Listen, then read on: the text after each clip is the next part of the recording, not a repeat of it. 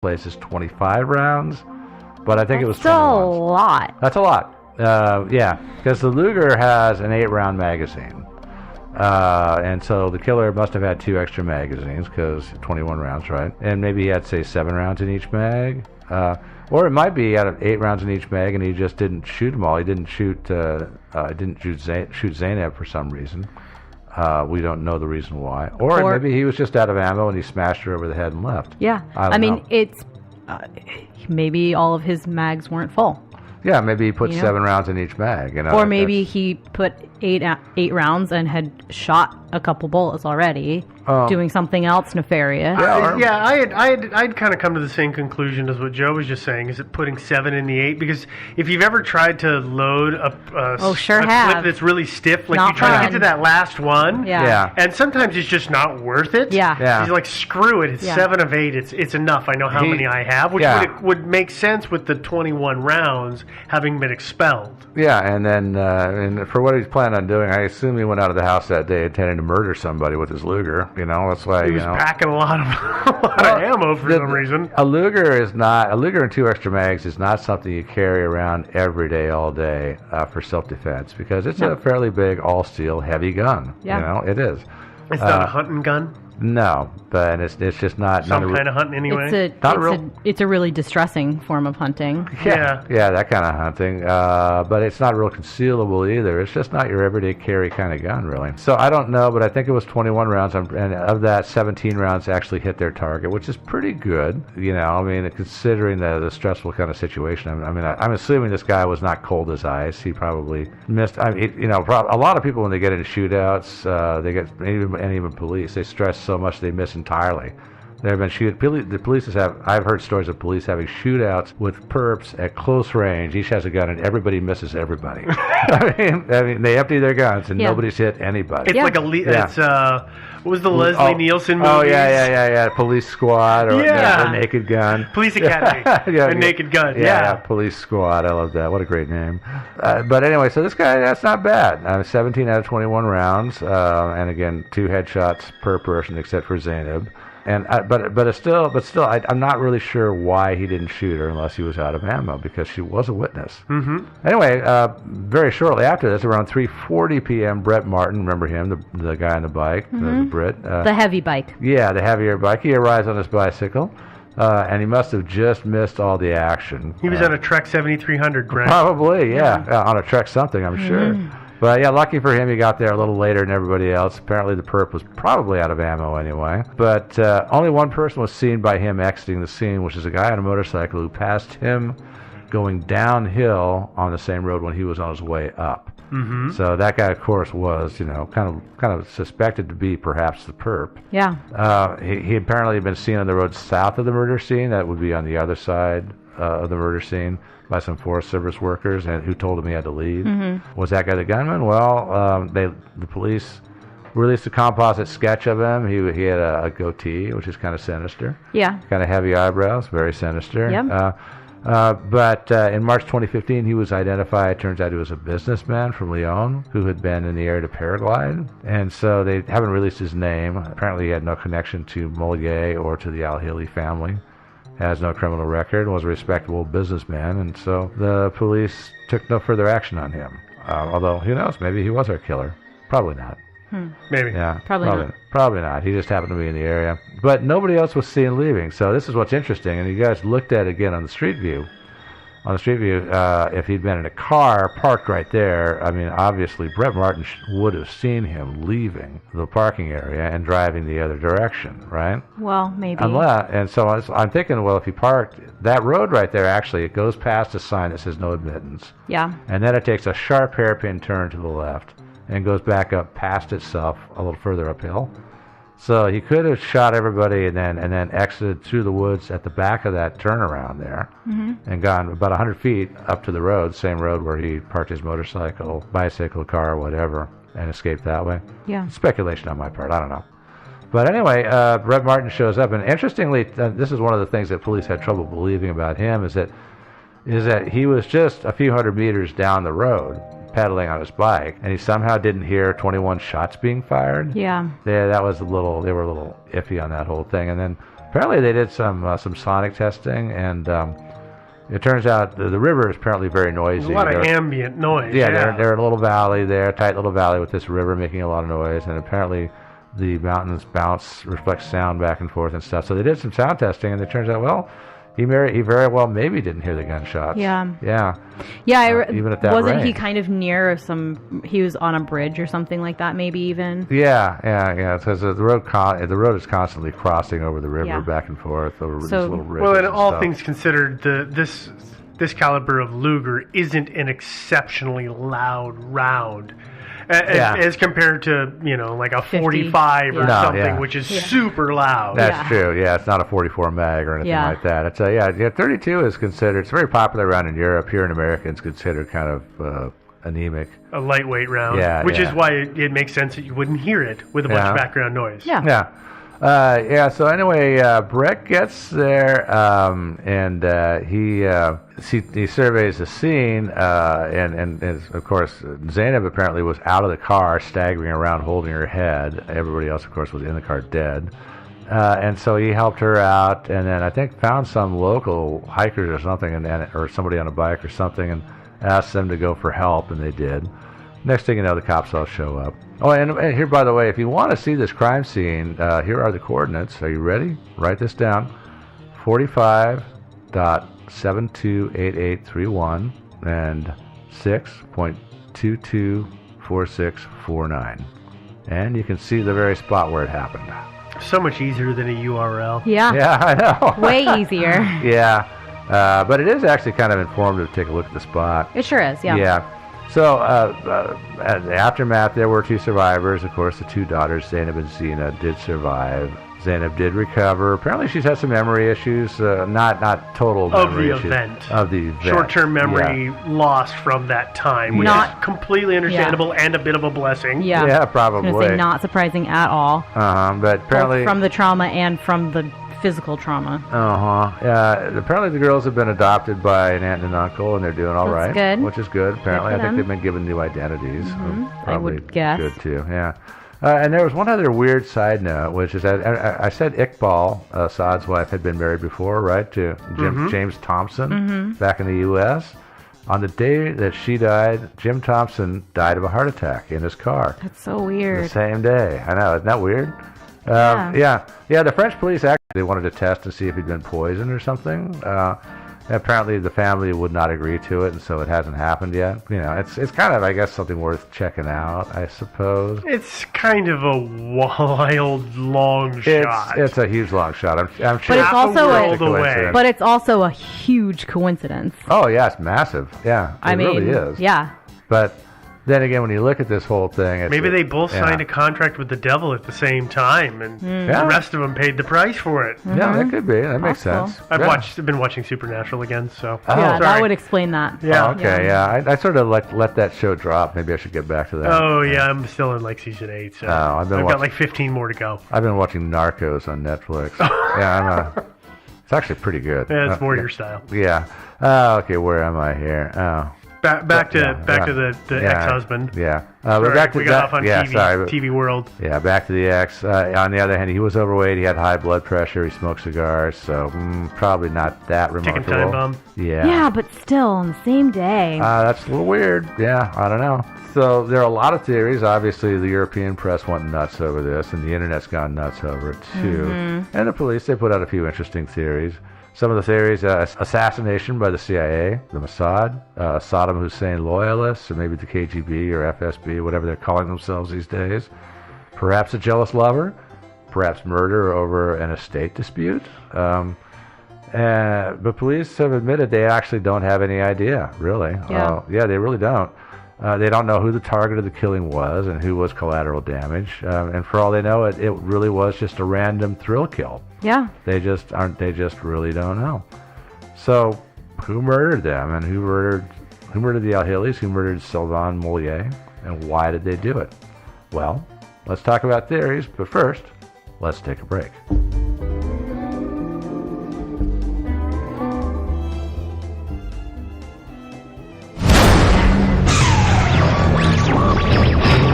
The Willamette Radio Workshop. The award-winning Willamette Radio Workshop returns for the 19th Annual UFO Festival in McMinnville, Oregon. 2 live radio shows at the Hotel Oregon in Maddie's room at 3 p.m. Saturday the 19th. Isaac Asimov's Pebble in the Sky and Craig Kenworthy's Herf, the Extra-Dimensional Assassin. Tales of future worlds with a modern edge. You'll laugh, you'll cry, you'll wonder when the mothership arrives. Free admission with food and beverages available. All ages are welcome. Live radio lives at McMiniman's 19th Annual UFO Festival. Don't miss it.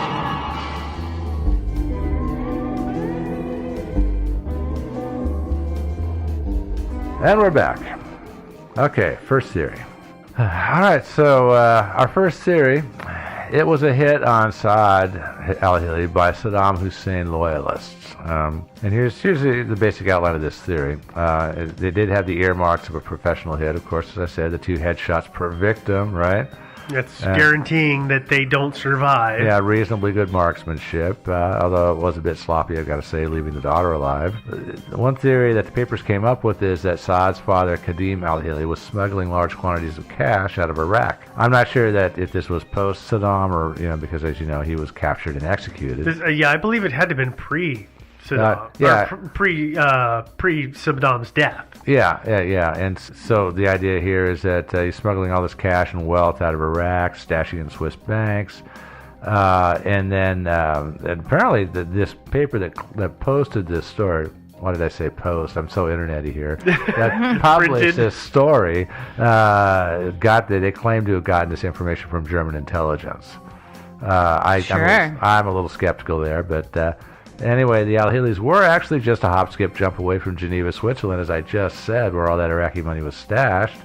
And it turns out Swiss authorities had confirmed that he did indeed make a stop at a bank in Geneva a few days before the killings. Yeah, it's almost like he was on a large trip with his family and needed some money. Yeah, and well, there was actually at least, I don't know how many accounts he might have had, but I know his father, his deceased father, Qadim, who had died the year before, had left as part of his estate about 800,000 euros. I was going to say, 800 euros. Wow. I read 800 euros and I thought, I don't know if that's a very big amount of money to fight over, but okay. I know. No, 800,000, maybe that's a little bit better. Yeah. Yeah, that's definitely. But he left that in a Swiss bank account. He might have just stopped in to check on that. I think he was in a little bit of a dispute with his brother, so maybe he just wanted to make sure it hadn't been hoovered out. Yeah. Yeah, I don't know how Swiss banks work. I don't know if they're like every other bank where they have a web page and you can just log in and check your balance, or do you have to go there in person like you're Matt Damon, and present them with a little secret decoder ring and the key in your briefcase? Yeah, exactly. And then the bank manager has to come down and pull the key out of a secret pocket, and you have to simultaneously do the lock. Yeah, I think that's how it is. Is that how it is? Okay, so that's what they had to do. And then the whole Geneva. Well, no, it's not. What was that Dan Brown book? Oh, yeah, Da Vinci Code? I was like, that's all right. The Da Vinci Code, where you now have to run it down a conveyor belt. Yeah, all of these tropes are correct. Yeah, they've got to be. When you have a Swiss bank account, Hollywood always, fastidiously researches all their stuff.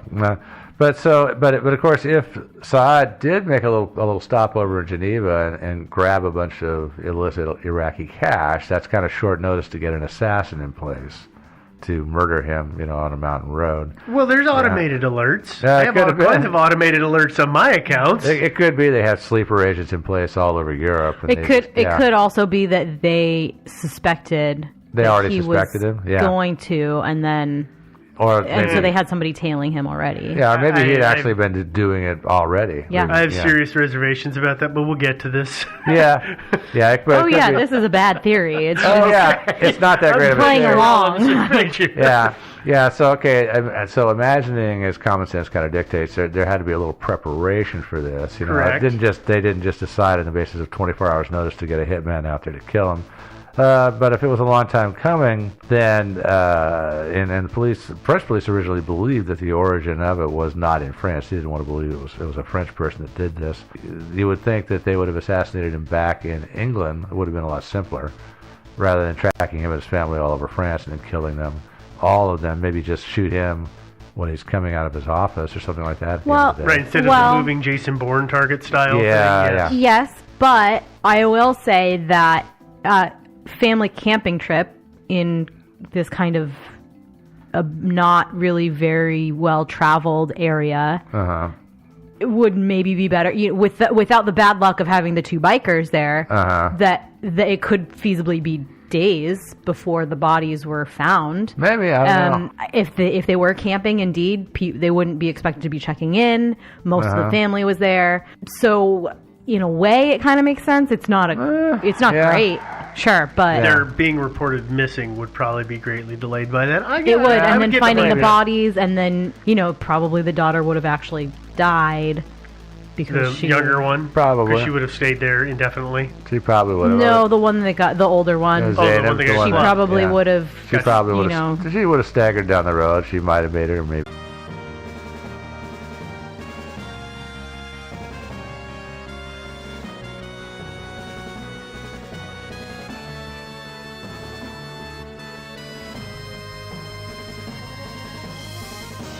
It would have been a lot simpler, rather than tracking him and his family all over France and then killing them, all of them. Maybe just shoot him when he's coming out of his office or something like that. Right, instead of the moving Jason Bourne target style thing. Yes, but I will say that family camping trip in this kind of a not really very well-traveled area it would maybe be better without the bad luck of having the two bikers there, that it could feasibly be days before the bodies were found. Maybe, I don't know. If they were camping, indeed, they wouldn't be expected to be checking in. Most of the family was there. So, in a way, it kind of makes sense. It's not great. Sure, but... They're being reported missing would probably be greatly delayed by that. It would, and then finding the bodies, and then, probably the daughter would have actually died because the younger one? Probably. Because she would have stayed there indefinitely? She probably would have. No, the one that got... The older one. She probably would have... She probably would have... She would have staggered down the road. She might have made it, or maybe not. Who knows? Yeah. It was bleeding quite a bit. I agree, it's... but it does seem to make a little more sense if you're worried about the discovery of them. Yeah. I don't know.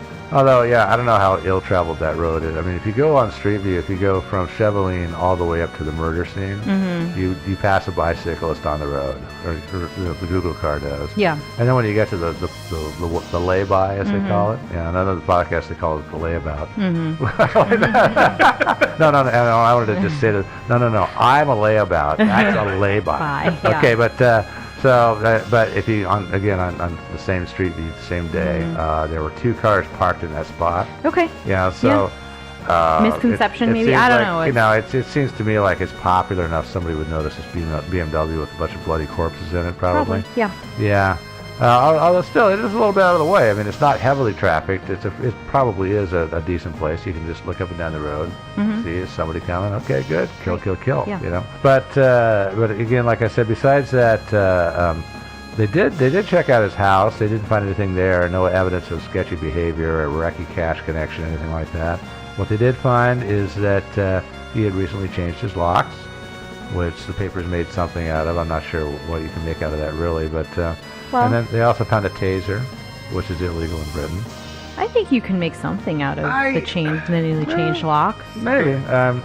Okay, this might just be because of the amount of reporting, but I thought that I read that the taser and the freshly changed locks were something the police were all excited about when they got to the brother, and not Sahad. And what do you mean when they got to the brother? As in they found it at the brother's place? Yeah. Oh, I thought they found it at Saad's place. They did. Yeah. Well, no. See, that's the thing is that I remember them talking about the fact that in one of the articles it was saying that when they went and checked out his brother, they found it weird that they had gone there and then I think this is just confusing report. A lot of misreporting. I think it is. Going on here. I think like they searched Kadim's house. That's the father. They searched his house looking for clues. Right. And that was the one where they but they arrested his brother and hauled him in a couple of different times. They did. So that's where the conversation. And they searched his place too. But the changed locks and the taser come up in that conversation as well, which is why I was saying. Oh, it's so confusing. No, but the search of Kadim's house was the one where they thought they found something sketchy that they thought might be a bomb, so they evacuated the neighborhood. Yeah. Well, I've seen that reported as Kadim's house, and also as Saad's house, and also as Zaid's apartment. Mm-hmm. Okay. So I've seen it reported as all three. Yeah. It was Kadim's house that had the bomb. Okay, so really, the reporting on this is just horrendous. It's not good. No, it isn't. It isn't great. It's confusing, and it makes our job harder. So cut it out, guys. Yeah. Really. Stupid reporter. Have some integrity. I know. Come on. Yeah. But the police, meanwhile, they were checking out this theory that a hitman had perhaps followed them over from Britain. So they found basically every security camera between Calais, France, and Lake Annecy, which is probably quite a few.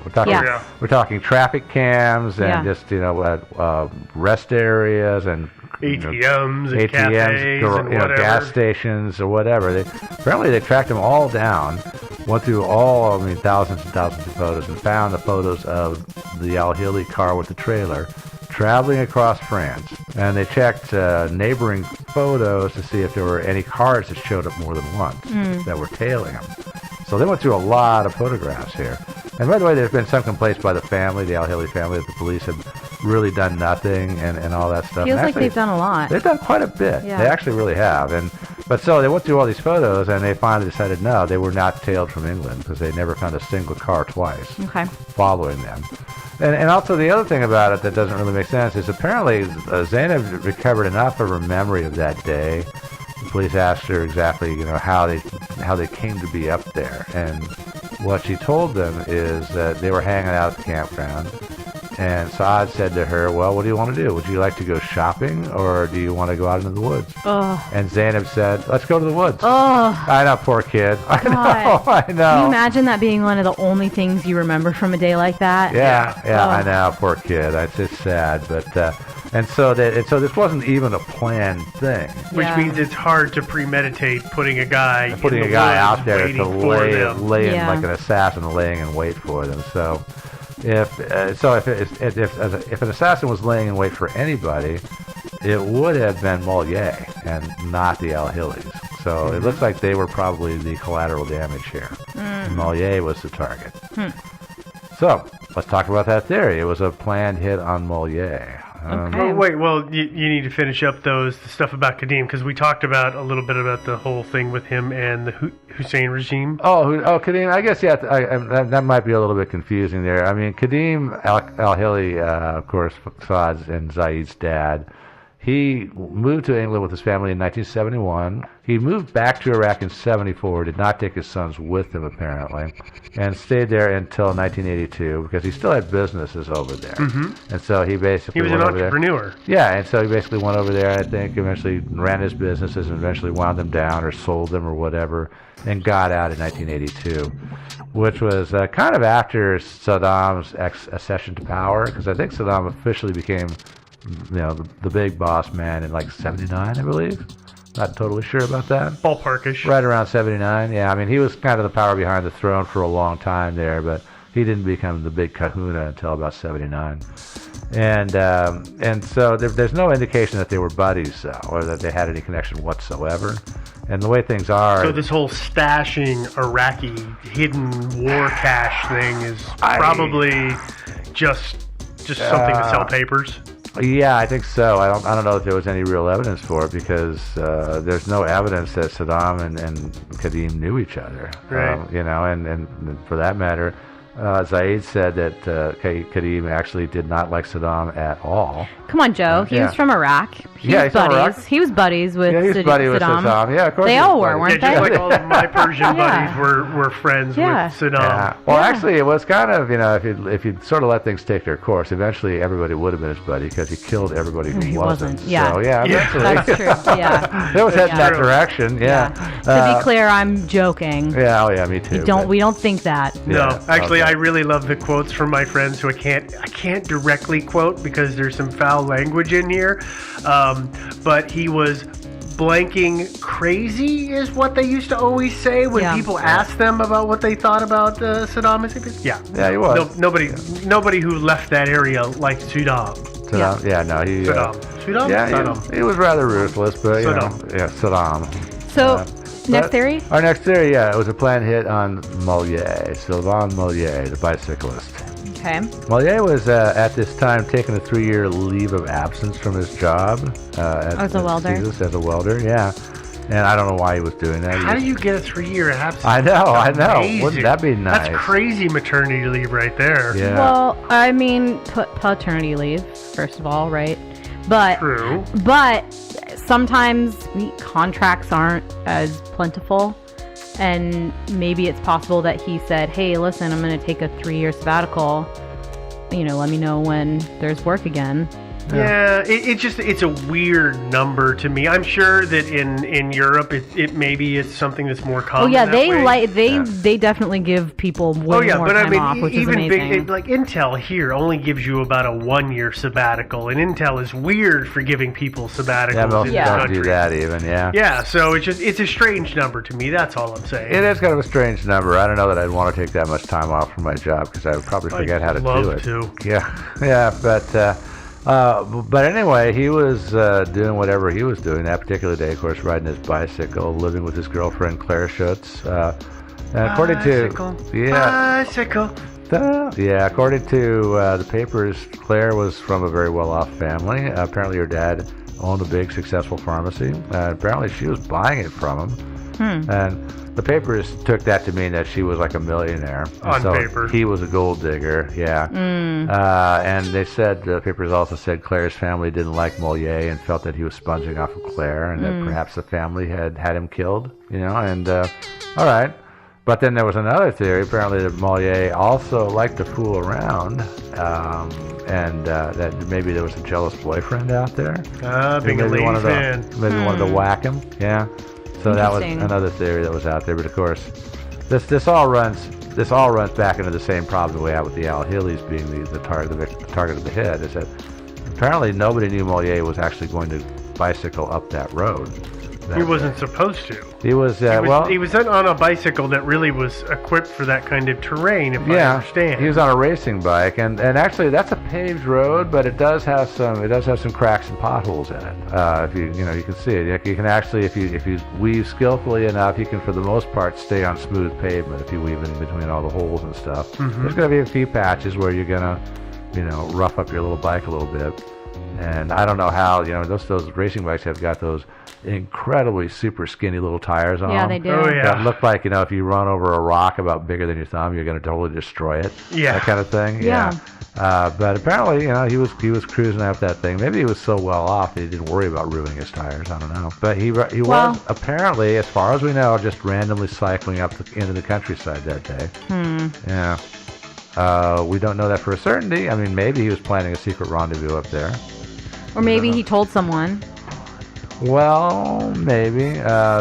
Best I was able to hear is that he was with Claire and her father, I think, and said he wanted to go out for a bike ride and was thinking about heading south of the lake. And Claire's father said something, well, you took that road south out of Cheveley, and that's kind of a cool drive, Yeah, that sounds a little suspicious, doesn't it? Yeah, but that road also has a lot of forks on it. Yeah. And so they could have said, take this turn, and he just didn't take that turn and took the road straight the whole way. Sure. Yeah, it could have been that he was actually suggesting a different route than the one that Mollier actually took. Yeah. Or they are covering up for something. And Yeah, and so so I can just picture it now. He's at the door, and the guy's immediately, okay, get to the spot now. Yeah. To his he's coming. Yeah. Now the only way I could see this working out as sort of a hit with Mollier is on that between the two parties, between Saad and Mollier.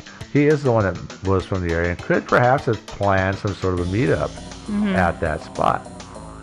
We'll never know. There's absolutely no evidence to support that. Yeah. And there's no evidence that he was involved in any sort of covert activity that would get this kind of thing that would get you killed, right? Right. So we'll just have to take that as probably not. Yeah, I mean, and then on top of that, there's this question of how ruthless and horrible and heartless would somebody have to be to not only want to kill one man, but then also think, oh, you know what? Now I have to kill this entire family, including a 7-year-old girl. Like, I know. It's like that's just another step above. Yeah, I know. Even in my most psycho moments, I would probably back up and say, I think I'll wait until another day to kill you this guy. Think. Yeah, I think you would hope. Yeah, you would hope so. Yeah. Or maybe he was just that angry. Maybe. I don't know. Okay, so much for that theory. There's another theory, which is that Saad's brother Zaid had him killed over this estate dispute. Because, as I said, Karim had died, the father, and left 800,000 euros in the Swiss bank, along with one house in Britain, south of London, and also an apartment in Spain.